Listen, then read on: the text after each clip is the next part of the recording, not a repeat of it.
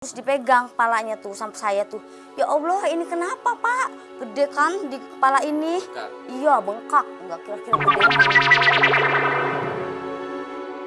Jodoh, maut, dan rezeki adalah rahasia yang maha kuasa. Dan ketika ia berkehendak, maka tak seorang pun yang mampu menolak takdirnya. Begitu juga dengan nasib yang kini dialami Tursina. Wanita parubaya yang malang ini harus terenggut dari kasih sayangnya sang suami tercinta. Tursina kini hanya dapat meratapi takdir pahit akibat kematian sang suami dengan cara yang teramat tragis itu.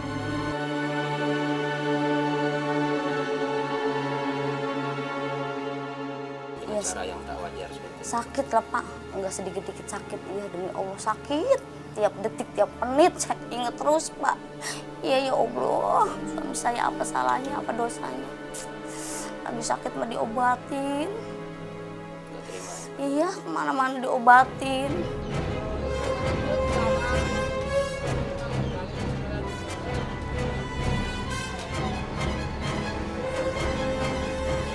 Petaka yang menimpa Yahya terjadi Kamis sore di minggu terakhir bulan November lalu. Ketika itu Yahya tengah duduk santai sambil berbincang-bincang dengan Jubir, salah seorang temannya. Tapi tanpa disadari Yahya, Marto tetangganya memperhatikan gerak-gerik lelaki parubaya itu dari kejauhan. Bukan tanpa alasan kalau Marto mengamati Yahya, ia sudah merencanakan niat jahat. Karenanya Marto membekali diri dengan sepotong alu.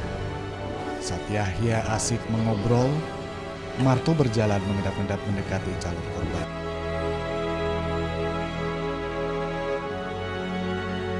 Karena tak curiga, Yahya tak memperhatikan gerak-gerik sang tetangga. Rupanya kelengahan itu berakibat fatal. Ketika tepat berada di belakang tubuh Yahya, Marto dengan penuh emosi langsung memukulkan alu ke bagian belakang. Lihat Pak Yaya ngobrol sama nggak tahu laki-laki itu nggak kenal, terus saya naruh nasi, pas itu saya ngelihat itu kayu alu, terus saya ambil, saya pukulin ke ini Yaya, saya samperin Yaya langsung saya pukul gitu Pak. Dari mana? Dari bagian mana kamu mulai? Dari bagian samping depan Pak. Habis itu sempat melawan nggak perempuan? Enggak. Pukulan alu yang begitu keras membuat Yahya langsung terkapar. Lelaki itu pun seketika meregang nyawa. Begitu melihat korbannya tak berdaya, Marto mengambil jurus langkah sendiri.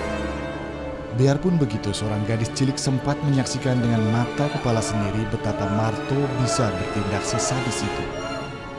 Suatu kejadian, Ernie yang baru berumur 10 tahun tengah bermain bersama seorang temannya tak jauh dari tempat kejadian. Mandana ayam. Kemudian, Terus Mang Kartu datang dari belakang. Arni lihat. Itu apa lagi yang Arni lihat? Terus Mang Kartu mukul Bapak Yaya. Teriak nggak Pak Yahya waktu itu? Arni lihat, jelas. Habis mukul itu Pak Karto ngapain? Lari. Sementara itu karena cepatnya peristiwa tersebut, Jubir yang kebetulan sedang ngobrol bersama korban tak bisa berbuat banyak untuk mencegah aksi brutal Marto. Ia hanya bisa berteriak-teriak histeris meminta pertolongan warga. Jubir juga sebenarnya sebisanya berusaha menolong terhadap teman karibnya yang sudah tak bernyawa itu. Teriakan Jubir sempat didengar Tursina, istri Yahya. Istri korban ini kontan berlari mendekati mayat suaminya. Tahu-tahu dia udah nyender. Jadi saya tuh nangis Pak. Bergerak itu waktu itu. Enggak bergerak Pak, enggak. Terus dipegang kepalanya tuh sampai saya tuh, ya Allah ini kenapa Pak? Gede kan di kepala ini? Bengkak. Iya bengkak, enggak kira-kira gedenya enggak. Kenapa kataku tuh. Terus saya tolong sambil saya nangis tuh Pak, tolong-tolongan. Gak ada yang megang, gak ada.